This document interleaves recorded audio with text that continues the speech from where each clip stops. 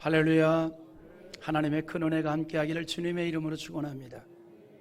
여러분, 우리가 사는 이 세상은요, 누군가의 희생이 있기에 다수가 도움을 받고 살아가도록 되어 있습니다. 그래서 예수님께서 한 알의 밀이 땅에 떨어져 죽지 아니하면 한 알 그대로 있고 죽으면 많은 열매를 맺게 될 것이라 말씀했습니다. 우리가 누리는 모든 것은 내 능력이 아니라 희생적 사람들의 결과물이라는 사실입니다. 그래서 우리가 항상 무엇을 누릴 때에는 어떤 마음을 가져야 하면 감사한 마음을 가져야 돼요. 누군가가 수고를 했고 누군가의 희생이 있었기에 오늘 우리가 누리고 있는 거예요. 그걸 알고 그걸 기억하고 그걸 깨닫는 것, 그 또한 은혜이지요. 이 세상에 홀로 모든 것을 이루는 자는 아무도 없습니다. 내가 입는 것, 먹는 것, 누리는 모든 것이 누군가의 희생과 수고로움이 있었다는 사실이죠. 우리가 살면서 그거를 기억하고 산다는 것도 참 귀한 일입니다. 왜냐하면 마음에 항상 감사함이 생기기 때문이에요. 그래서 모든 것이 내 능력이 아니고 누군가로부터의 희생의 결과물이었다라고 하는 것을 생각할 때 내가 이 세상에 호흡하고 있는 것 자체도 감사의 이유가 되는 거예요. 존재하는 것 자체가 감사합니다. 우리가 구원을 받는 것도 마찬가지잖아요. 하나님이신 예수님의 십자가에서 이루신 숭고한 희생이 있었기 때문입니다. 십자가의 예수님은 인간을 향한 하나님의 사랑의 결정체입니다. 그 사랑을 우리가 받았습니다. 죄 사함을 받았고 하나님의 자녀가 되었습니다. 그리스도인은 하나님의 큰 사랑을 받은 인생입니다. 그 사랑을 깨달을 때에 자기 자신에 대해서 당당해지는 거예요. 어떤 경우에도 담대해집니다. 사람은요, 그런 기질이 있어요. 체질이 있고 또 의식이 있는데 뭐냐면 누구나 자신이 누군가로부터 사랑받고 있다는 사실을 인식할 때 용기가 생깁니다. 그 어린아이들도 있잖아요. 이렇게 막 사랑을 많이 해주는 할머니 밑에서 자란 아이들이 활달하잖아요. 고약한 할머니 말고 그냥 막 짓궂게 장난하는 것도 이쁘고 귀엽게 여기는 할머니, 그런 할머니 밑에 자란 아이들이 막 활기차거든요. 왜냐하면 자기를 항상 지지해 준다는 것을 알기 때문에 그렇습니다. 사람은 누구나 자신이 누군가로부터 사랑을 받고 있다는 사실을 인식할 때 용기가 생기는 거죠. 그래서 사랑 안에는 두려움이 없다 그랬습니다. 특히 하나님의 사랑을 받았다는 것을 인식할 때는 더욱 그러합니다. 요한일서 4장 18절에 뭐라 그래요? 한번 읽어보겠습니다. 사랑 안에 두려움이 없고 온전한 사랑이 두려움을 내쫓나니 두려움에는 형벌이 있습니다. 두려워하는 자는 사랑 안에서 온전히 이루지 못하였느니라. 사랑 안에 두려움이 없답니다. 온전한 사랑이 두려움을 내어쫓는데요. 여러분, 그래서 하나님이 나를 사랑한다라고 하는 사실을 믿는 사람은요, 담대해집니다. 용기가 있어요. 뿐만 아니라 자기 자신을 사랑하고 존중하게 됩니다. 여러분, 하나님의 사랑을 내가 받고 있다는 걸 인식하여서 그 사랑으로 인하여 내가 담대해지고 용기가 생기고 나 자신을 또한 존중하게 되면 다른 사람이 나를 어떻게 보든지 그것이 크게 문제가 되지 않습니다. 하나님의 사랑을 경험한 사람은 자기 자신이 귀한 존재라는 사실을 인식하기 때문입니다. 누가 뭐래도 나는 관여치 않는다 이 말이에요. 누가 뭐래도 거기에 흔들리지 않는다 이 말이죠. 왜냐하면 그 엄청난 하나님의 사랑을 받고 있다는 이 사실 때문에 누가 나에 대해서 어떻게 평가해도 나는 그거에 대해서 동요하지 않는다 이 말이에요. 그래서 현재 자기의 있는 모습을 그대로 받아들이게 됩니다. 잘났던 못났던 자기를 그대로 끌어안고 인정하고 하나님의 사랑으로부터 시작된 자기를 그 사랑이 넘쳐나게 되면 마음이 넓어지게 돼요. 풍요롭게 됩니다. 그래서 그 사랑이 흘러나가면서 이웃에 대한 사랑도 하게 되는 겁니다. 그래서 하나님의 사랑 받음을 깨달으면 먼저는 나를 사랑하게 되고 나를 존중하게 되고 그리고 이웃을 사랑하게 됩니다. 성경이 이 사랑을 말하고 있는 거예요. 그리고 이 사랑으로 살아가라고 말합니다. 이 사랑을 가지고 원수까지도 사랑하라 그럽니다. 마태복음 5장 43절과 44절 한번 읽어보지요. 또 내 이웃을 사랑하고 내 원수를 미워하라 하였다는 것을 너희가 들었으나 나는 너희에게 이르노니 너희의 원수를 사랑하며 너희를 박해하는 자를 위하여 기도하라. 그러니까 성경은 우리에게 이렇게 말합니다. 하나님이 우리를 사랑하고 있다. 나를 엄청나게 사랑하고 있다. 이걸 깨달으라는 거예요. 그리고 내가 하나님의 엄청난 사랑을 받은 자라는 걸 인식하라는 겁니다. 그리고 그 넓은 마음을 가지고 풍성한 사랑을 나누는 자가 되라는 거예요. 그런데 유대인들이 즐겨 읽는 탈무드에 보면 이런 말도 있습니다. 전혀 반대되는 얘기예요. 유대인들의 탈무드는 유대인들의 율법서입니다. 그래서 그들이 탈무드를 삶의 지표로 삼고 열심히 읽어요. 근데 탈무드에는 사랑이 아니라 이런 말도 있습니다. 사람이 미워해도 괜찮은 사람을 얘기한 곳이 있습니다. 참 탈무드라는 책은 참 이상한 책이에요. 사랑에 대한 얘기만 한 게 아니라 사람이 미워해도 괜찮은 사람, 이런 사람은 미워하라는 거예요. 어떤 사람일까? 탈무드에 있는 내용입니다. 제 말이 아니고. 첫째는 살인한 자, 둘째는 강도. 근데 그 다음 말이 더 이제 충격입니다. 그들보다 더 미워해도 괜찮은 대상이 있답니다. 살인한 자 미워하고 강도 미워해야 되는데 살인한 자나 강도보다 더 미워해도 괜찮은 자가 있다는 거예요. 그게 누구냐면 세리입니다. 세리, 세무서 직원.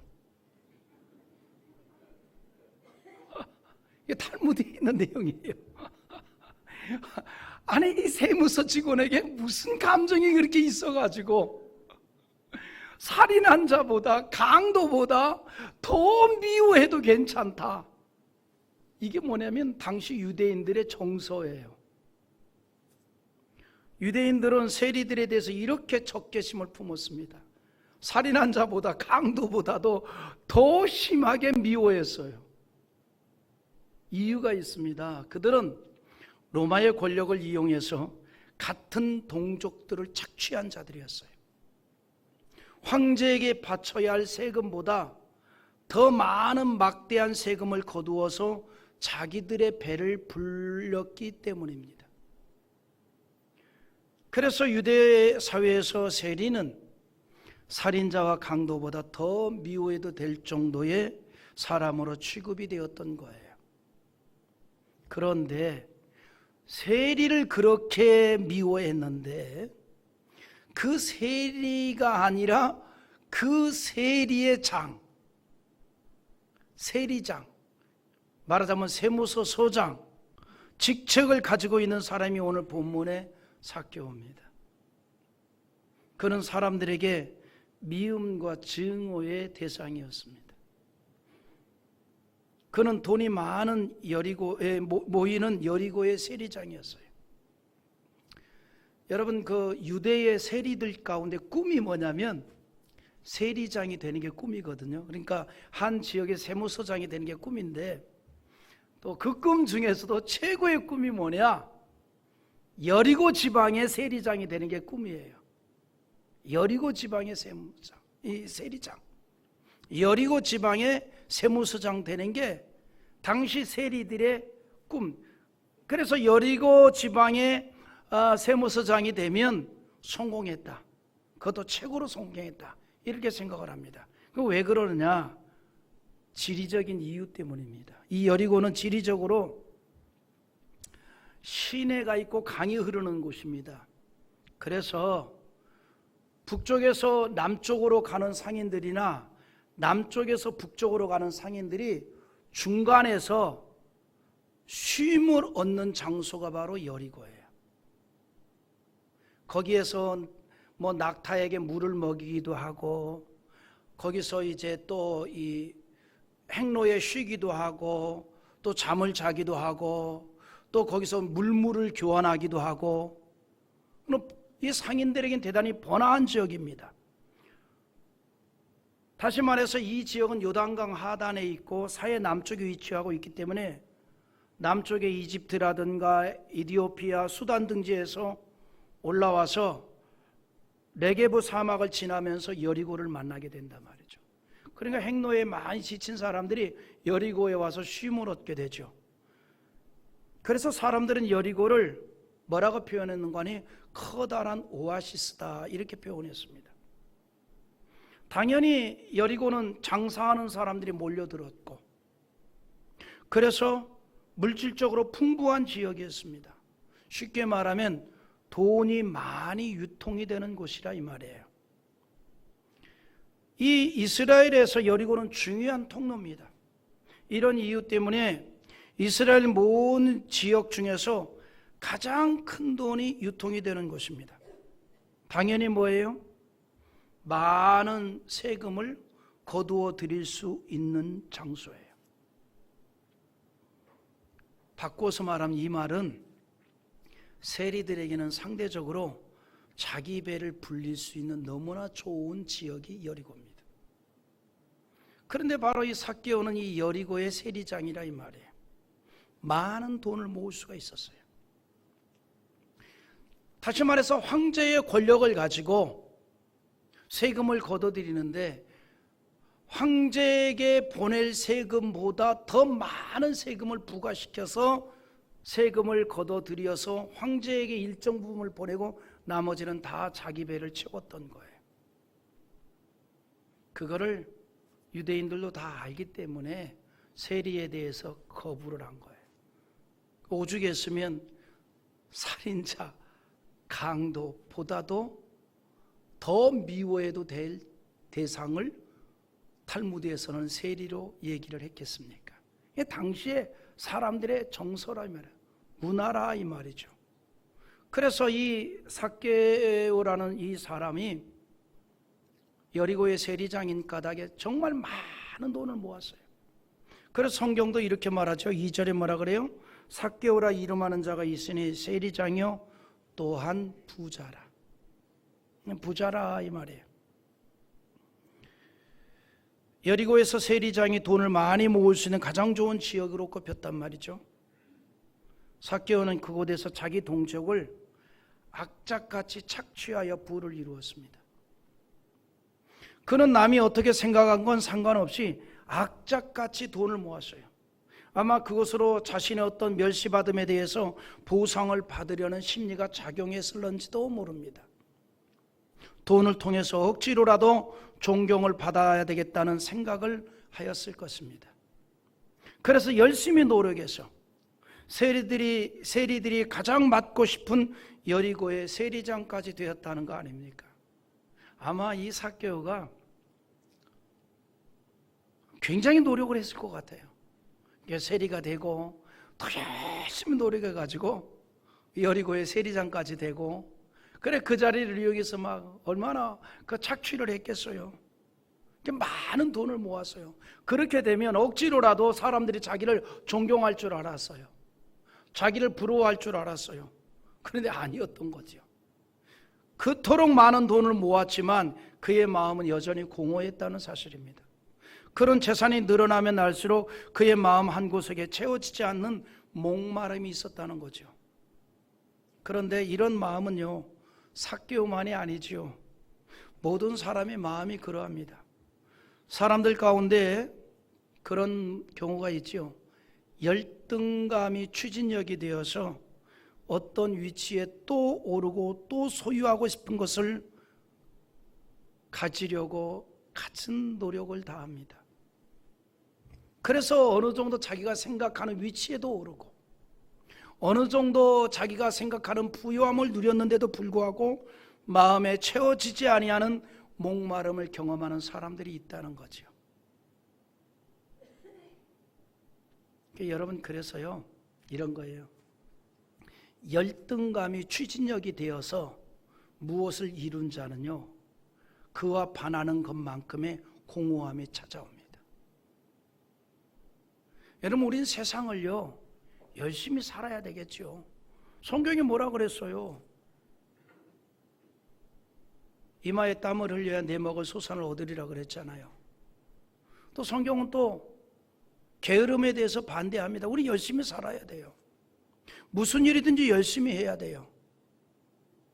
그런데 그 동기가 자기의 열등감을 해소하려고 하는 것에서 근거해서 무엇을 이루었다라고 한다면 그거에 반하는 공허함이 꼭 찾아온다는 거예요. 꼭 찾아옵니다. 그래서 여러분, 열등감이 강한 사람이 어떤 자리에 오르게 되면 개인적으로는 항상 공허함이 있는 거예요. 삭개오가 그랬다는 거 아닙니까? 그는 항상 목마름이 채워지지 않았어요. 이게 삭개오만의 문제가 아니라 이 말입니다. 우리 일반적인 모든 사람들도 경험할 수 있는 일들입니다. 여러분, 그래서 전도서 1장 8절에 뭐라 그랬어요? 한번 읽어보십시다.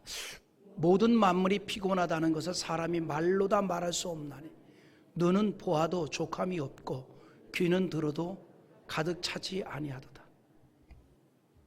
여러분, 우리의 눈은요, 보아도 만족이 없어요. 족함이 없는 거예요. 여러분, 물질적이라고 하는 건요, 잠깐입니다. 잠깐. 여러분, 새 집으로 이사 가면 기분이 좋지 얼마나 갑니까? 그거 오래 안 가요. 조금 있으면 요 아래에 입주하는데 내가 예언하노니 6개월이면 공소시효 끝입니다. 그거 오래 안 간다니까요.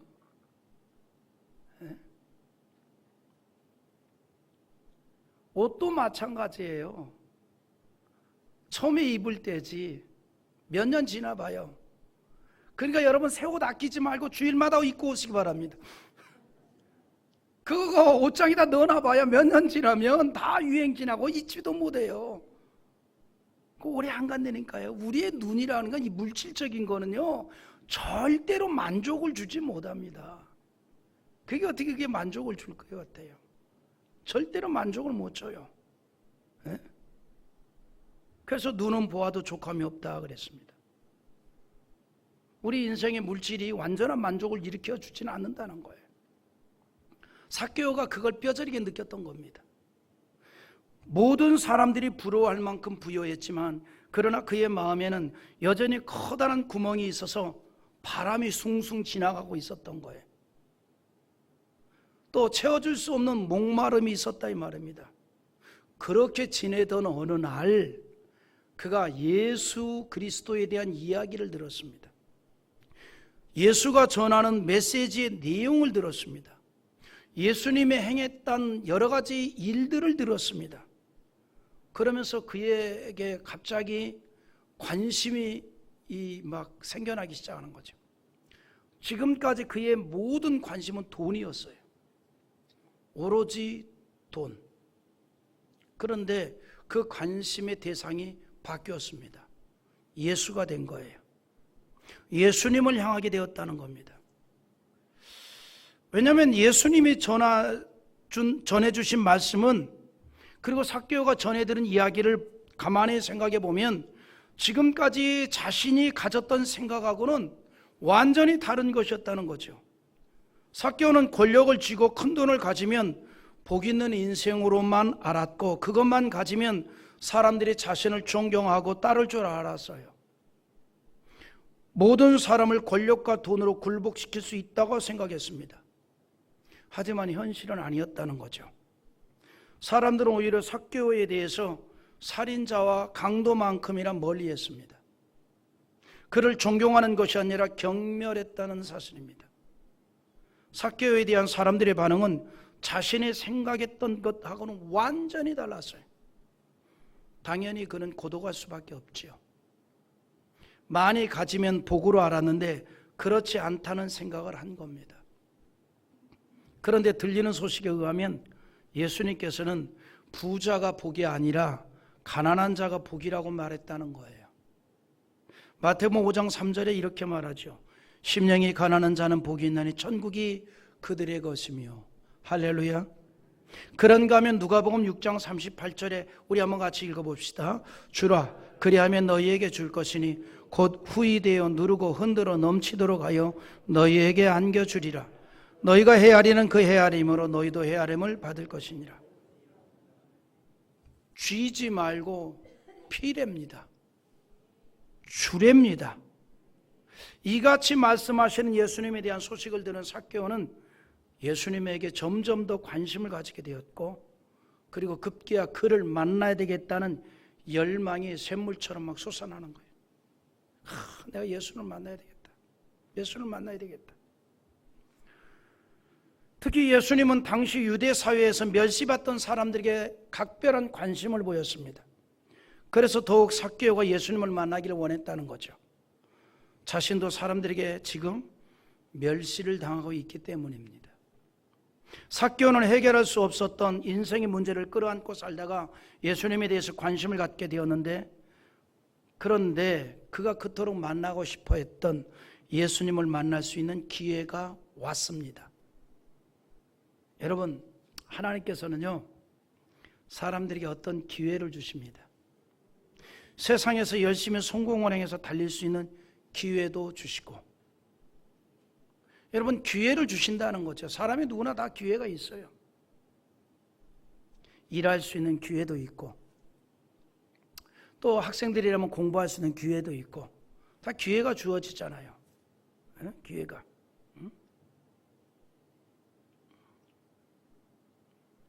그런가 하면 영적인 것도 기회가 있습니다. 하나님의 은혜를 받을 기회가 따로 있다 이 말이에요. 세상의 모든 게 다 기회가 있듯이 하나님의 은혜를 받을 기회도 있는 거예요. 우리가 그걸 놓쳐서는 안 된다는 거죠. 여러분, 우리에게 주어진 최고의 자산은 기회입니다. 그래서 빅토르 위고가 한 말이 있습니다. 기회는 인생의 가장 위대한 자산이다. 그런데 아무리 그 위대한 자산이 주어져도 그 기회를 활용치 못하면 그에게는 아무런 의미가 없는 거예요. 그런 거 있잖아요. 아무리 큰 재산을 물려줘도 그걸 지키지 못하면 그 사람에게는 아무런 의미가 없는 거죠. 주변에 보면 그런 분들이 있잖아요. 큰 재산을 물려받아도 그걸 지키지 못하면 아무런 의미가 없는 거예요. 하나님이 우리에게 엄청난 은혜를 주고 싶어도 그 은혜를 받을 만한 기회를 놓쳐버리면, 그 그릇을 준비하지 못하면 의미가 없다 이 말입니다. 삭개오에게 기회가 왔어요. 예수가 지금 자기가 살고 있는 여리고를 지나가고 있다는 얘기를 들었습니다. 그래서 이거저거 생각지 아니하고 무조건 거리로 뛰어나갔습니다. 무조건 거리로 뛰어나갔어요. 그러나 거리에는 이미 많은 사람들이 운집하였습니다. 내가 볼 때 이 삭개오는요, 열등감이 좀 있는 사람이었던 것 같아요. 여러 면에서. 첫째, 키도 작죠. 키도 작잖아요. 그렇다고 뭐 키 작은 사람이 열등감이 있다는 말은 절대 안 합니다. 오해 마십시오. 내가 키가 작으니까 이런 말을 자신 있게 할 수 있어요. 물론 뭐 크게 작은 건 아니에요. 185에서 조금 빠지기 때문에 그 조금이라는 개념이 사람마다 달라서 문제지. 예, 조금 25cm, 20cm구나. 키도 작지요. 내가 볼 때 이 사람은요, 생기기도 못생겼을 것 같아. 열등감이 있어요.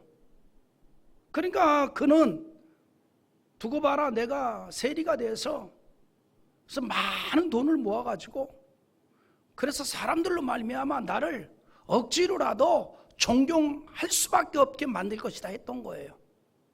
그래서 정말 그가 그냥 어떻게 노력하고 힘써가지고 세리가 되고 또 어떻게 힘쓰고 노력하고 해가지고 모든 세리들이 가장 가고 싶은 그 자리 여리고의 세리장이 됐단 말이죠. 그래서 막 그냥 인정사정 볼 것 없이 권력을 이용해서 그냥 세금을 걷어들여가지고 부를 축적을 했단 말이죠. 그리고 사람들에게 보란듯이 봐라, 내가 이렇게 많은 부를 이루었다 그랬더니 아무도 안 쳐다보는 거예요. 오히려 살인자 강도만큼이나 미워했다 이 말이에요. 경멸했단 말이죠. 그러니까 마음속에 공허함이 찾아온 거예요. 이게 뭐지? 이게 아무것도 아니다. 공허함이 찾아왔다. 열등감이 막 찾아왔다는 거예요.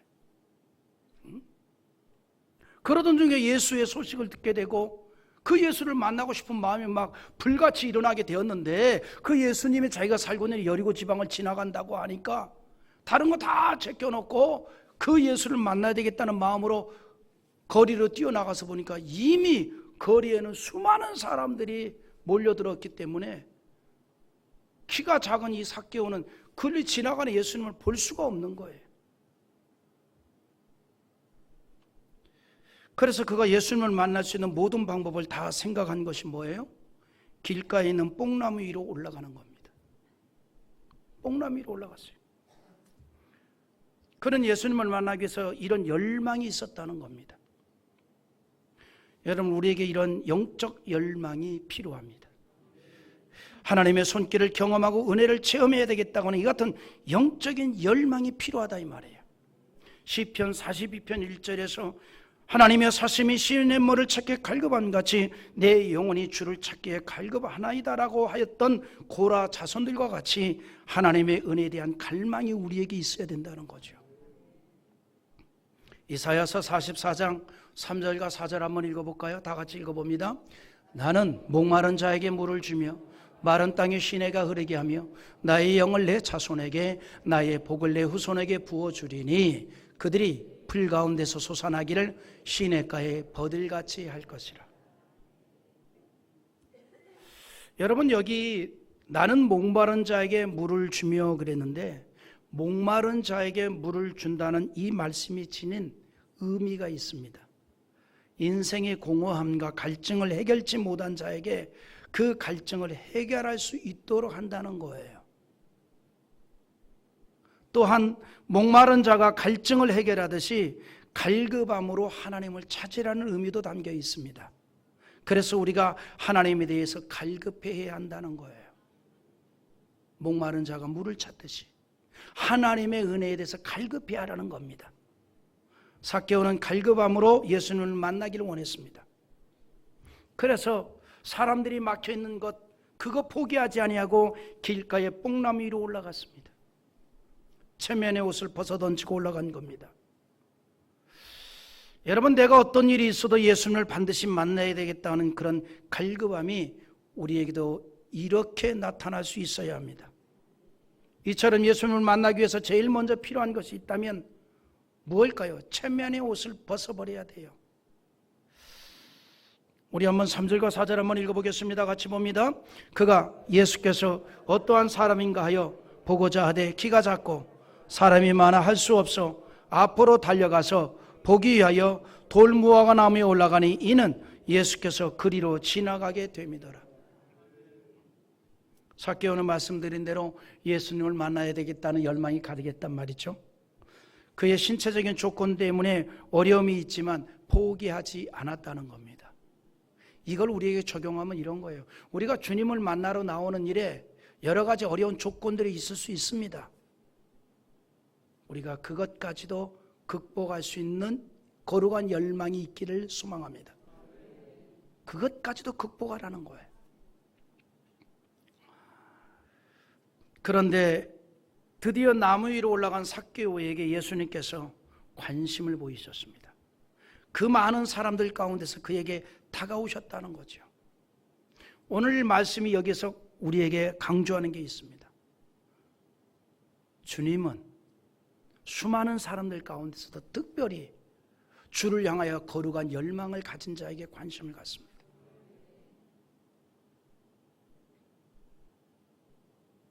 여러분, 요즘은 그런 광경을 볼 수가 없지만 제비들이 철따라 초마에 제비집을 이렇게 만들어요. 그래서 거기다 알을 낳고 알을 까게 되면 이제 새끼들이 여러 마리가 이제 거기서 잠시 동안 지납니다. 그러니까 제비들이 가서 먹이를 물고 오죠. 근데 참 이게 본능이에요. 눈도 잘 안 떠진 이 새끼들이 말이죠, 어미가 먹을 것을 물고 오면 그걸 알아요. 그래가지고 여러 마리 제비들이 어미를 향해서 입을 쫙 열어요. 지지배 지지배 지지배 그러면서. 에? 근데 여러분 보면은요, 어떤 새끼에게 먹이를 넘겨 던지는 줄 알아요? 가장 입을 크게 벌이고 악을 쓰는 그 새끼에게 먹이를 넘겨줘요. 근데 꼭 보면은요, 모든 새끼가 다 입을 벌리는 게 아니에요.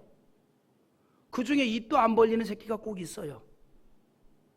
근데 그 중에 유독 이 먹이를 안 먹으면 나는 이 순간 죽을 수밖에 없다라고 하는 마음을, 그런 모습으로 그냥 막 치집에 치집에 치집에 하고 벌리는 거기다가 먹이를 넘겨줘요. 하나님의 은혜가 그런 거예요. 간절히 사모하는 자가 은혜를 체험하게 되는 거예요. 지금 예수님을 구경하기 위해서, 만나기 위해서 얼마나 많은 사람들이 모였습니까? 키가 작은 삭개오는 도저히 볼 수가 없어 뽕나무 위로 올라갈 수밖에 없는, 그럴 정도로 많은 사람들이 몰려 있지만 예수님은 삭개오에 대해서만 관심을 가졌어요. 그의 마음을 읽으신 거예요. 중심을 보시는 하나님이신 예수님이 그 마음을 보신 거예요. 예수를 향한 그 열망을 보셨다 이 말입니다. 오늘 여러분, 그래서 주를 향하여서, 하나님을 향해 은혜에 대해서 열망하는 그 마음을 하나님이 보시고 은혜도 내려주시는 줄 믿으시기 바랍니다. 그래서 수많은 사람들 가운데 삭개오에게 다가오셨어요. 그리고 이렇게 말씀하지요. 5절 한번 읽어봐요. 예수께서 그곳에 이르사 쳐다보시고 이르시되 삭개오야 속히 내려오라, 내가 오늘 내 집에 유하여야 하겠다 하시니. 삭개오야 그래요. 예수님께서 뽕나무 위에 앉아있는 이 삭개오를 향해 찾아오시더니 그의 이름을 부르는 거예요. 아마 모르긴 몰라도 충격이었을 거예요. 그의 이름을 부르는 게 충격이었을 거예요. 예수님이 삭개오의 이름을 아셨다는 거예요. 사복음서를 보면 예수님은 자주 사람들의 이름을 부르실 때가 있습니다. 예수님은 개인을 다 아신다는 거예요. 여러분, 이처럼요, 구원은 개인이 예수님을 만나서 죄사함을 받고 구원을 받는 거예요. 구원은 1+1이 아닙니다. 부모가 믿으니 내가 구원받지 않습니다. 아내가 믿으니 남편이 구원받지 않는다 이 말이에요. 물론 한 가정에 예수를 잘 믿는 사람 때문에 그 사람을 복주기 위해서 그 가정을 하나님이 축복하는 경우는 있어요. 또 축복하십니다. 그래서 덤으로 가족들도 하나님의 복을 누리게 돼요. 그러나 구원은 별개입니다. 구원은 개인의 문제라 이 말이에요. 아무리 아내가 열심히 믿음 생활해도 아내 때문에 천국 가지는 않습니다. 1+1은 마트에만 있는 거예요. 구원은 개인적인 문제예요. 예수님은 개인을 아신다 이 말이에요. 요한계시록에 구원받은 성도의 이름이 생명책에 기록이 되어 있습니다. 개인으로 그 이름이 기록되어 있습니다. 즉 개인이 예수님을 만나야 합니다. 개인이 하나님의 은혜를 받아야 합니다. 다른 사람이 아무리 음식을 맛있게 먹어도 내 배가 부르지 않습니다. 내가 먹어야 합니다. 물론 음식을 만들었는데 가족이 그걸 맛있게 먹으면 기분상은 배부르고 기분은 좋을지 모르지만 그러나 내 배는 내가 먹어야 배가 부른 거예요. 내가 맛있게 먹고 내가 소화를 시켜야 합니다. 예수님께서 십자가에 달리시기 전날 밤에 제자들에게 떡을 떼어주면서 이것을 받아 먹으라. 이는 너희를 위해 찢기는 나의 몸이라라고 하였습니다. 누가복음 22장 19절 한번 읽어보지요. 또 떡을 가져 감사 기도하시고 떼어 그들에게 주시며 이르시되 이것은 너희를 위하여 주는 내 몸이라. 너희가 이를 행하여 나를 기념하라 하시고. 여러분, 우리가 영적으로 예수를 먹어야 합니다. 다시 말해서 예수님을 영접해야 한다는 거예요. 구원은 개인의 문제입니다. 내가 은혜를 받아야 합니다. 신앙이야말로 대신해 줄 수 있는 게 아니에요. 이제 예수님에 대한 열망을 가졌던 삭개오를 만나신 주님께서 삭개오에게 귀한 말씀을 합니다. 내가 오늘 내 집에 유하여야 하겠다. 다시 말해서 삭개오의 집에서 하룻밤 자고 가겠다 이 말이에요. 삭개오는 호기심으로 시작해서 걸어간 열망을 가지고 드디어 예수님을 만났습니다. 그러나 중요한 사실이 있지요. 예수님께서 더 삭개오에게 관심을 가졌다는 겁니다. 그리고 예수님이 그를 인정해 주셨습니다. 그의 집에 들어가서 유하겠다는 거예요. 이 일은요, 당시 유대 문화에서는 충격입니다. 또 비난받을 일이에요. 유대인들은 이방인과 죄인으로 정죄된 자와 교류를 하지 않습니다. 유대인들이 가지고 있는 의식 가운데 이방인은 영혼이 없다라고 생각을 해요. 자기들만 영혼이 있다라고 생각합니다. 그래서 이방인과 죄인을 같은 부류로 여깁니다. 또 그런 이방인과 죄인과 교류를 하면 그들도 이방인과 죄인이 되는 걸로 여깁니다. 그런데 예수님께서 당시에 죄인으로 취급했던 살인 강도자보다 더 미워해도 된다고 하는 이 세리장 삭개오의 집에 들어가서 하룻밤을 묵겠다는 겁니다. 그래서 사람들이 막 수군거리기 시작하죠. 7절 한번 읽어봐요. 무사람이 보고 수군거리기 이르되 저가 죄인의 집에 유하러 들어갔도다 하더라. 사람들은 삭개오를 존경한 게 아니에요. 살인자 강도보다 더한 죄인으로 여겼던 거예요. 그런데 그런 죄인 같은 이 삭개오의 집에 예수님이 들어가 하룻밤을 묵겠다는 겁니다. 삭개오는 권력을 가지고 큰 돈을 가진 부자였지만 사람들은 그를 존경하거나 부러워하지 않고 죄인으로 여기고 멸시했습니다. 당연히 세월이 지나면서 삭개오는 더욱 공허할 수밖에 없었죠. 자기가 생각하기에 자기는 성공을 하였는데 그 마음은 성공한 자의 축제적인 마음이 아니에요. 그런데 예수님이 그 삭개오의 집에 들어가신다는 겁니다. 그러자 사람들이 수군거리고 비난을 했어요. 하지만 예수님은 삭개오의 집에 가셨습니다. 예수님은 그를 품어주셨어요. 여러분, 이것이 바로 하나님의 사랑입니다.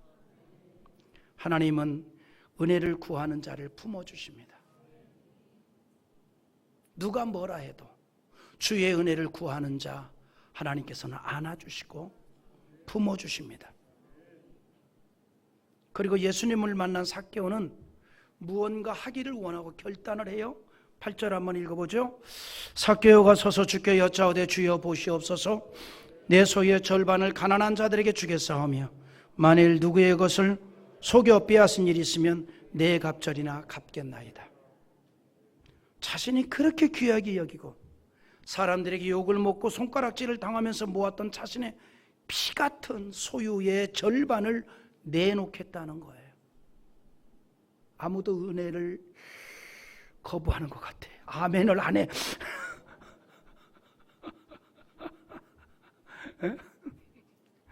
나는 이 이야기를 할 때 아멘 할 줄 알았는데 아멘이 안 나와. 하여튼 삭개오가 그랬다는 거예요. 삭개오가. 우리가 여기에 정신을 차리시기 바랍니다. 주님, 내가 아닙니다. 삭개오입니다.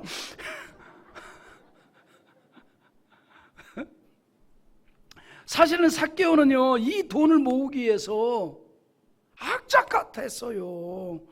사람들이 욕을 먹고 손가락질을 당하면서 그 재산을 모았어요. 삭개오에게 이 돈은 피예요, 피. 근데 그 피 같은 돈을 내놓겠다는겁니다. 가장 소중한 것을 내놓겠다는 거예요. 삭개오는 예수님을 만난 가치가 자신이 지금까지 가장 귀하게 여겼던 것에 비하면 아무것도 아니라는 걸 알았어요. 바울이 그랬잖아요. 예수님을 만나기 전에 가장 가치 있게 생각했던 모든 것들을 다 배설물로 여겼어요. 여러분 빌립보 3장 8절 한번 읽어보죠. 또한 모든 것을 해로 여기면 내 주 그리스도 예수를 아는 지식이 가장 고상하기 때문이라. 내가 그를 위하여 모든 것을 잃어버리고 배설물로 여기면 그리스도를 알고 그리스도를 얻고 그랬습니다. 바울은 율법학자였고 율법을 철저하게 지키는 경건주의자였습니다. 그래서 자신이 알고 있는 율법적 지식이 자신을 고상하게 할 줄로만 알았는데 예수님을 만나고 보니 그것이 아니라는 걸 알았어요. 인생에서 가장 고상한 일은 예수를 아는 지식이라는 걸 알게 되었습니다. 그래서 바울은 자신의 존재감을 지켜주었던 그 모든 것을 배설물로 여겼어요. 우리는 오늘 말씀에서 주의 깊게 보아야 할 게 있습니다. 예수님께서요, 삭개오에게 무엇을 하라고 말하지 않았어요. 그런데 그가 스스로 행동을 하는 거예요. 삭개오는 어떤 것으로도 채워지지 않던 그 공허함이 예수님을 만나면서 갑자기 채워지게 되자 마음이 풍성하게 된 거예요. 그래서 이제까지 자기 중심이었지만 이제는 다른 사람을 향하게 되었다는 거예요. 주님을 만난 기쁨으로 가득한 삭개오는 자발적으로 행동했습니다. 여러분, 이게 은혜의 신비입니다. 우리가 주의 은혜가 풍성하게 되면요, 자발적으로 주를 위해서 뭔가를 하려고 해요. 주의 은혜가 풍성하게 되면 자발적으로 주의 영광을 위해서 뭔가를 시도한다 이 말입니다. 우리 예수님을 만나게 되면 이렇게 되는 거예요. 은혜 받으면 이렇게 됩니다. 자발적으로 주를 위해서 무언가를 하려고 하고 신앙의 적극성을 띠게 된다 이 말입니다. 여러분, 그래서 우리가 은혜를 받아야 되는 거예요. 여러분, 그래서 우리의 신앙생활은 성령 충만으로 이루어져야 되는 거예요. 신앙은 누가 겉면에서 되는 게 아닙니다. 주의 은혜로 흠뻑 적셔지면 나도 모르게 주를 위해서 무언가 행동이 이루어지게끔 되어 있어요. 그러나 중요한 사실이 있습니다. 그것조차도 다 기회가 있다는 거예요. 다 기회가 있습니다. 예수님을 만날 기회가 있고 은혜를 받을 기회가 있고 신앙적인 헌신을 할 기회가 있습니다. 그 기회를 놓치지 않는 것도 은혜입니다. 삭개오를 보십시오. 그는요, 예수님을 만날 수 있는 마지막 기회를 놓치지 않았어요. 우리가 성경의 내용을 보면 기가 막힌 일입니다. 오늘 본문에서 예수님을 만나지 못했다면 이 삭개오는 다시는 예수님을 만날 수가 없었어요. 왜 그랬을까요?